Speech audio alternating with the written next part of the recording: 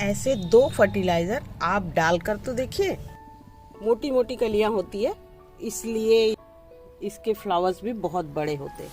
Plant कोई ज़्यादा बड़ा नहीं है, आप देखिए 1 फुट की हाइट की भी नहीं है प्लांट। मैं आज यही प्लांट की केयर टिप्स आप लोगों के साथ शेयर करूंगी, अपने अनुभव शेयर करूंगी। कितने ब्यूटीफुल ये प्लांट है, मदर इंडिया का प्लांट और छोटा सा झाड़ी नुमा प्लांट है और बहुत ही सुंदर है, देखिए। और इसमें मैं क्या फर्टिलाइजर डालती हूँ ये सब कुछ इसी वीडियो में है, वीडियो पूरा देखिएगा, आपको बहुत अच्छा लगेगा। ये देखिए, और इसकी कलियों की हेल्थ देखिए आप। ये है मदर इंडिया का ब्यूटीफुल फ्लावर प्लांट और मैंने कुछ दिन पहले अपने एक हाइबिस्कस फ्लावर को शेयर किया था, तो बहुत फ्रेंड्स ने इस प्लांट की केयर टिप्स के बारे में भी मुझसे अनुभव शेयर करने के लिए कहा है, तो मैं आज वही कर रही हूँ। तो नाम तो मैंने बता दिया, ये मदर इंडिया का प्लांट है और इसकी केयर मैं बिल्कुल हाइबिस्कस फ्लावर प्लांट की तरह ही करती हूँ। और देखिए ये छोटा सा प्लांट है, आप देख पाएंगे, बिल्कुल छोटा सा झाड़ी नुमा प्लांट है, ये देखिए। और इसमें देखिए 2 फ्लावर आए हुए हैं, 3 आए थे लेकिन इसमें 2 फ्लावर आए हुए हैं। इसमें 2 क्या 4, 10 फ्लावर भी एक साथ आ सकते हैं इतने छोटे से प्लांट में। पहले मैं इसकी मिट्टी की बात कर लेती हूँ। तो इसकी मिट्टी आपको वेल ड्रेन बनानी है। अब वेल ड्रेन का मतलब ये है कि बिल्कुल पानी इस पे सूखना नहीं चाहिए। ये प्लांट को मैंने देखा है कि इससे मॉइस्चर बहुत ज़्यादा पसंद है और हेवी फीडर प्लांट है, और हेवी फीडर प्लांट में मिट्टी सूखनी नहीं चाहिए। उसकी जो मिट्टी है उसमें मैं लिक्विड फर्टिलाइज़र का यूज़ करती हूँ, जिससे क्या होता है धीरे धीरे पौधे में फर्टिलाइज़र एब्जॉर्ब करते जाता है और इतनी अच्छी तरह से वो हेल्दी रहता है। और हेल्दी प्लांट की ही पहचान है जो इतने बड़े साइज आप देख पाएंगे, मेरे हाथ हथेली इतने बड़े फ्लावर इसमें आए हुए हैं और इससे भी बड़े फ्लावर इसमें आते हैं। लगभग 7.5 इंच तक के फ्लावर इस प्लांट में आए हैं और मैंने बहुत बार अपने वीडियो में इसे शेयर किया था। तो इसकी केयर तो पहले मैंने मिट्टी को बता दिया। इसकी मिट्टी वेल ड्रेन बनानी है और मॉइस्चर इसकी मिट्टी में रहनी चाहिए। और एक चीज़ मैंने गौर किया है इस प्लांट में, इस प्लांट की जो रूट है, रूट बहुत रेशेदार है और इतनी ज़्यादा रूट फैली हुई है कि अगर मैं इसमें बड़े प्लांटर नहीं दूंगी तो बहुत जल्दी रूट बॉन्डिंग ये इसमें हो जाएगा। और ऊपर से भी नज़र आते हैं इसमें वाइट कलर के रूट, ये देखिए बहुत ज़्यादा इसमें रूट फैलते हैं।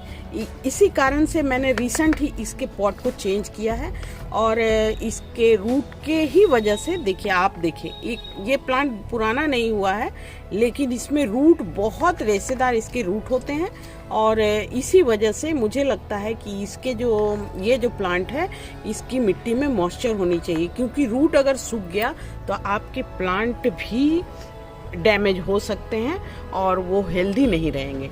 और दूसरा है इसे कहाँ रखना है, इसे आप डायरेक्ट फुल सनलाइट में रख सकते हैं और ये बिल्कुल फुल सनलाइट में अच्छी तरह से ग्रो होते हैं। और तीसरी बात ये है कि इस प्लांट को मैंने किस टाइप की मिट्टी बनाकर इसे लगाया है। तो इस प्लांट को लगाने के लिए आप जैसा सिंपल सा गार्डन सॉइल, सैंड और काउडंग कंपोस्ट, ये तीनों मिलाकर बिल्कुल देखिए एकदम भुरभुरी मिट्टी बनानी है। और ये प्लांट बहुत ज़्यादा फ्लावरिंग करता है। इसकी जो ये जहाँ से ये प्लांट निकलते हैं ये बहुत मोटी होती है और छोटे में ही फ्लावरिंग करता है। तो इसे आप बड़े से पॉट में लगाइए, 10 इंच के पॉट में लगाइए। और बारिश के टाइम में ये प्लांट में बहुत ज़्यादा फ्लावरिंग होती है, जैसे मॉनसून, इसमें आप अगस्त सितंबर में अच्छी फ्लावरिंग इससे पा सकते हैं। तो ये जो प्लांट है अगर बारिश होती है तो मिट्टी जो है ऊपर से इसकी परत एक मोटी जैसी परत हो जाती है।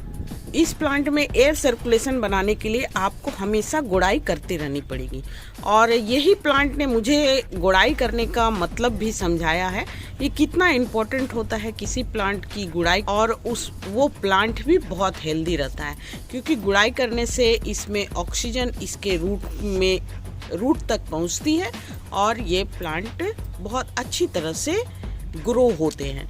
तो गुड़ाई बहुत ही इम्पोर्टेंट है, यही प्लांट नहीं किसी भी प्लांट के लिए। अब रही इस प्लांट की फर्टिलाइज़र। इस प्लांट में मैं 2 टाइप का फर्टिलाइज़र यूज़ करती हूँ। सबसे पहले तो मैं इसमें बनाना पील का लिक्विड फर्टिलाइज़र देती हूँ, और कच्चे जो बनाना के छिलके होते हैं इस तरह, इसे मैं छोटे छोटे पीस में काट लेती हूँ। कच्चा बनाना का जो छिलका होता है उसे मैं छोटे छोटे टुकड़ों में काट लेती हूँ और इस प्लांट की मिट्टी में बस यूं ही डाल देती हूँ। पका हुआ जो बनाना का पील होता है, जैसे कि ये देखिए, पके हुए बनाना के जो पील है उसे भी मैं छोटे छोटे टुकड़ों में काट लेती हूँ और कुछ इस तरह से देखिए बॉटल में भरकर मैं बनाना पील का लिक्विड फर्टिलाइज़र बनाती हूँ। और मैंने अपने वीडियो में हमेशा कहा है कि मैं हमेशा लिक्विड फर्टिलाइज़र बॉटल में ही बनाती हूँ और एक बॉटल फर्टिलाइज़र मैं एक दिन में ही ख़त्म करती हूँ। थोड़ा थोड़ा सभी प्लांट में दे देती हूँ और जो बीच में छिलके जो नीचे बच जाते हैं उसमें फिर मैं पानी डालकर रख देती हूँ। तो उसमें जो भी बनाना पील में जो भी उसका बचा हुआ भाग है वो पूरा कंज्यूम नहीं होता है एक दिन में, फिर रेडी हो जाते हैं दूसरे दिन। तो ये फर्टिलाइज़र मैं इस प्लांट में यूज़ करती हूँ और इसका बहुत ही इफ़ेक्टिव असर होता है और इफ़ेक्टिव असर मैंने देखा है। अब रही ये प्लांट को आप नर्सरी में कितने में पा सकते हैं, तो ये प्लांट थोड़े से महंगे मैंने ख़रीदे हैं और ये प्लांट की केयर बहुत ही आसान है और नर्सरी में ये आसानी से अभी आपको मिल जाएंगे। और मैंने महसूस किया है कि इस प्लांट को मैं हाइबिस्कस तो बोल रही हूँ, लेकिन इसके जो डंठल है स्टेम, ये स्थल कमल के स्टेम के समान है और मैं शेयर कर रही हूँ। देख लीजिए, स्थल कमल के भी जो स्टेम होते हैं, डंडियाँ होती है, इसी टाइप की होती है। ये है स्थल कमल का प्लांट और इसकी भी डंडियाँ देखिए उसी टाइप की, चिकनी टाइप की होती है। इसलिए मैंने इसके डंडियों का कंपेयर उसके साथ किया है। हाइबिस्कस की डंडियाँ इस टाइप की नहीं होती है और इसमें भी उसी टाइप की कलियाँ आती है, लेकिन इसमें अभी कली नहीं आए हुए हैं, अभी ये ग्रो हो रहा है।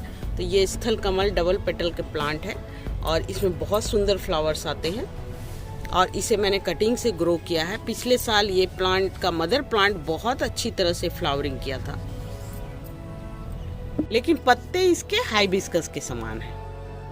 तो ये स्थल कमल के समान इसकी डंडियाँ बिल्कुल चिकनी लगती है और हाइबिस्कस की डंडियाँ इस टाइप की नहीं होती है। और एक चीज़ आप गौर कीजिएगा कि इसमें चींटियाँ देखिए, काली वाली चींटियाँ, इसमें मिलीबग बहुत ज़्यादा लगता है, वाइट मिलीबग बहुत ही ज़्यादा। और ऐसा मुझे लगता है कि बारिश के टाइम में प्लांट में मिलीबग बहुत ज़्यादा लगते हैं। तो इसका भी उपाय सभी ऑर्गेनिक तरीके से भी कर पाते हैं। आप जैसे मर्जी वैसे इसकी चींटियों को हटा सकते हैं, क्योंकि ये जो काली वाली चींटियाँ होती है यही इसमें मिलीबग लेकर आते हैं। तो ये कुछ इन्फॉर्मेशन है मदर इंडिया प्लांट के बारे में और कुछ ज़्यादा इसको लगाने का कोई टफ रूल नहीं है, बहुत इजी टू ग्रो प्लांट है। और आप देख पाएंगे कि ये 2 फ्लावर तो खिले हुए हैं और देखिए ऊपर कलियां भी आई हुई है और इसकी भी कलियां जो है वो स्थल कमल के समान ही दिखाई देती है।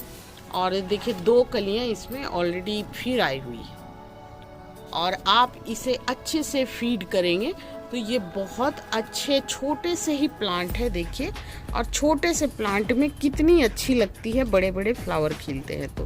तो इसीलिए मैंने इस प्लांट को लाया है और क्योंकि मुझे बहुत अट्रैक्टिव लग रहा था ये प्लांट कि एक ही फ्लावर खिले हुए थे और मुझे बहुत अच्छा लगा। और ये कई रंगों में पाए जाते हैं, ये पिंक कलर का भी मैंने देखा है और ऑफ वाइट जो क्रीम कलर के होते हैं वैसा भी मैंने देखा है, लेकिन बहुत कॉस्टली होने की वजह से मैंने यही कलर चॉइस किया है।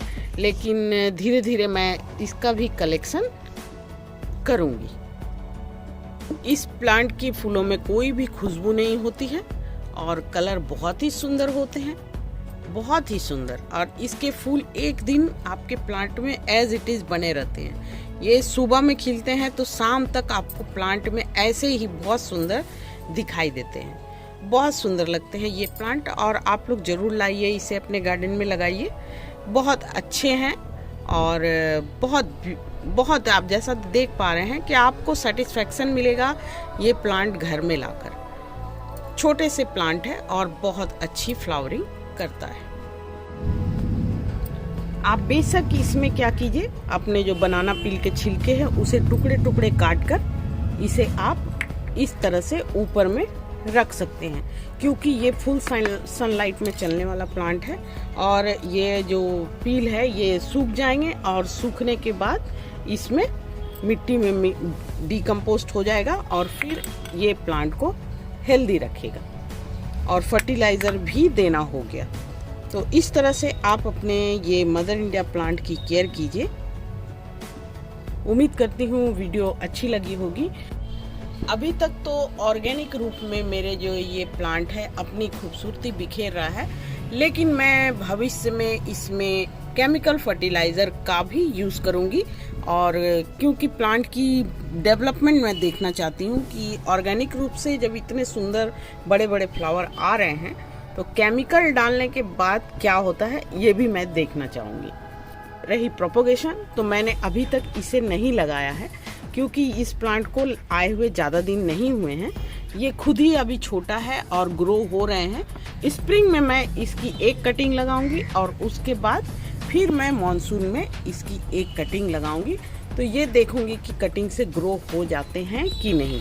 लेकिन मुझे लग रहा है कि इसके जो स्टेम हैं, इसके स्टेम देखने से लग रहा है कि पेंसिल वुड कटिंग यदि मैं लूँ और लगा दूँ तो ये बहुत अच्छी तरह से कटिंग से ग्रो हो जाएंगे।